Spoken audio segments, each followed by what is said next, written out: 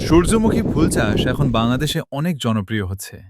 এটি শুধু দেখতে সুন্দর না, কৃষকদের জন্য লাভজনক একটি ফসল। সূর্যমুখী চাষের কিছু উপকারিতা: কম খরচে চাষ করা যায়। ধান বা অনেক ফসলের তুলনায় পরিচর্যা কম লাগে। খরা সহনশীল ফসল, কম পানি হলেও ভালো ফলন দেয়। তেল উৎপাদনে খুব উপকারী। সূর্যমুখীর তেল স্বাস্থ্যকর এবং বাজারে চাহিদা বেশি। মৌমাছি আকর্ষণ করে, এতে মধু উৎপাদনও বাড়ে। মাটির স্বাস্থ্য ভালো রাখে। ফসল পর্যায়ক্রমে চাষ করলে জমির উর্বরতা ঠিক থাকে। ভালো লাভ পাওয়া যায়। বাজার ঠিক থাকলে কৃষক ভালো দাম পান। সৌন্দর্য বৃদ্ধি করে। ক্ষেত দেখতে অনেক সুন্দর লাগে। অনেক জায়গায় মানুষ ঘুরতেও আসে।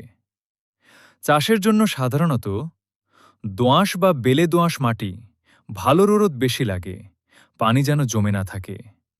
বাংলাদেশে রবি মৌসুমে নভেম্বর থেকে ডিসেম্বর বপন করলে ভালো ফলন পাওয়া যায়।